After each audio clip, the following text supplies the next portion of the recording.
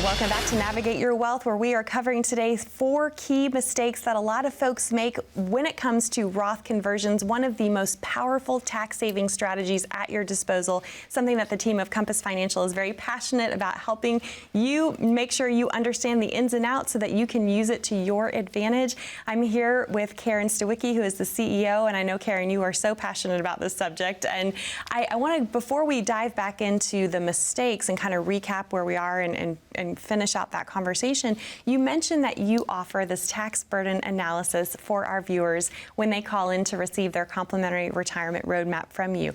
Can you go into a little more depth and detail about what all is included in that analysis? Yes, it's actually very, very simple. We can send you a link, and you can click on the link and you put in the amount of IRA that you have.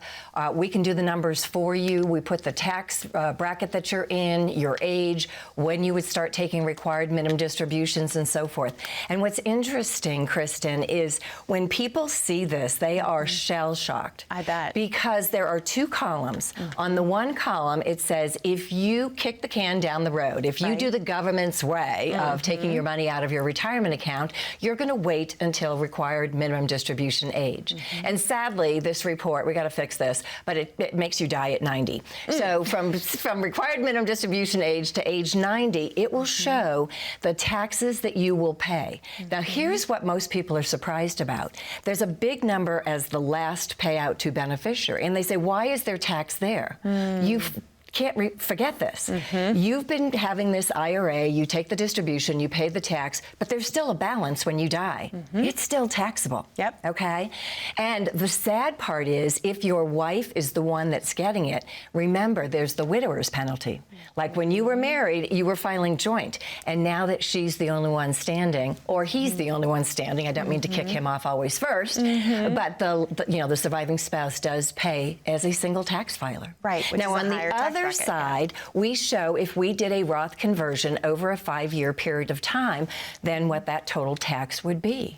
And I'm going to give you an easy example. $500,000. If you do a conversion over 5 years, that's $100,000 a year at 25% times 5, you'll pay $125,000. If you do the RMD method, that number is close to $497,000.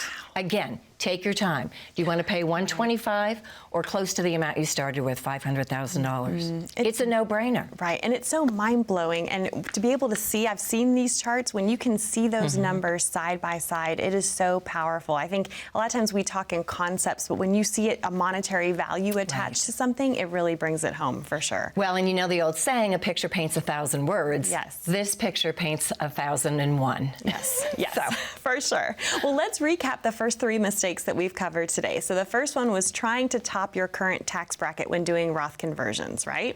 That's a mistake because your IRA is still growing. You might as well rip the Band-Aid off and get it out there as quickly as possible. Right. Next one we covered, mistake number 2, was not taking or factoring in IRMA and trying not to trigger that threshold. That surcharge, that's right. But again, trigger it for 3, 4, 5 years, and then it's going to be back down to the minimum for the rest of your life. So, or do it your Roth conversions before you hit that age 65. Exactly. I love that powerful story you shared about that client.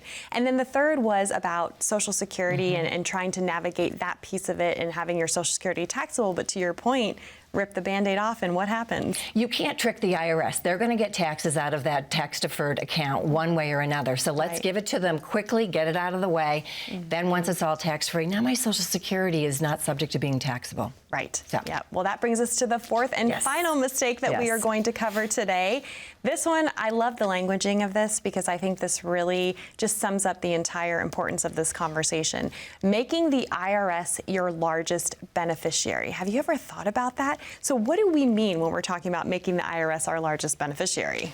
Well, first and foremost, one of the things we love most at Compass Financial is putting the IRS at the end of the receiving line and bringing your family and loved ones to the front of the receiving line.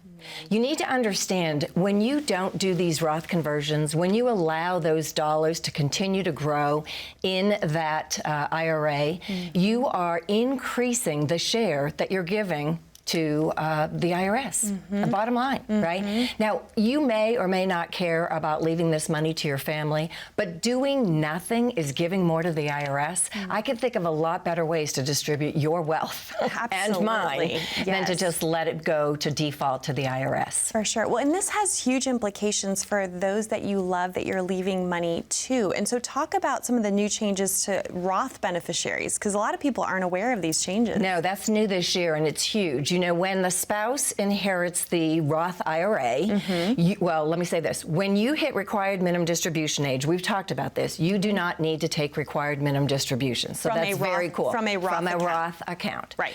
So when you pass, if there's a spouse, she also does not need to take required minimum distributions from that Roth account. But new this year is non-spouse beneficiaries also do not need to take required minimum distributions from that account.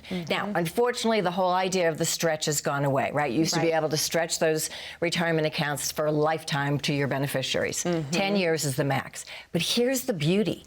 Since you don't need to take required minimum distributions, you could theoretically leave that account alone for 9 years.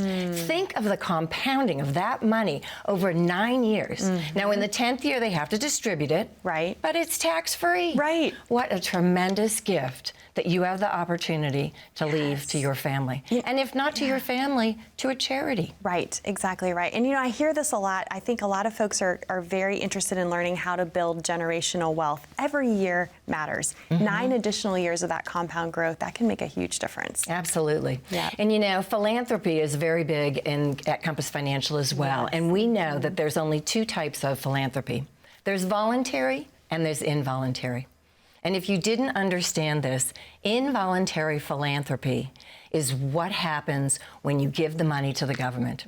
I don't know about you, but I'm not real happy with the way they're distributing those dollars today. Oh, no. And the way they're going on a spending spree, right? It's astronomical. That's right. Voluntary philanthropy is when you get to choose the charities or the individuals, whatever, that you care about and where you want that money that you worked so hard your whole life for. You should get to decide where that money goes. For sure. Well, I know that a lot of folks are newer to you and the team of Compass Financial, and this might be new to think about analyzing your tax burden. So why don't you just remind viewers again one more time what they can expect when they call in today and get a spot on your calendar to go through this process with you. Thank you. Yes. I hope you will call in, and I hope you understand that when you meet with us, again, it is virtual. All of our meetings are on Zoom, and if you're not familiar with how to use Zoom, I promise you our team will help educate you and walk you through getting that set up the first time. We will meet, we will share with you the retirement roadmap. That includes a Social Security analysis, the tax burden analysis. That includes an income analysis. We want to make sure that every step, every piece of your retirement account is in good order. You've heard a lot of information today on this program, a lot of counterintuitive information and suggestions have been made today. Don't let something that feels foreign to you keep you from trying to find out if you're doing it right. You know, we always say at Compass Financial, if what you thought to be true turned out not to be, when would you want to know it? If I asked each and every one of you right now, if you were to give yourself a letter grade A, B, C, or D, how confident are you with everything you're doing right now?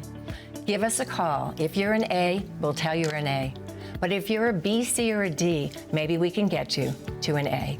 Wonderful. Karen, thank you so much. And thank you so much for joining us. Again, the opportunity, this might be new to you. It's not new to Karen and the team of Compass Financial. They would love to help and serve you. Thank you so much for joining us. We look forward to being back with you next time on Navigate Your Wealth.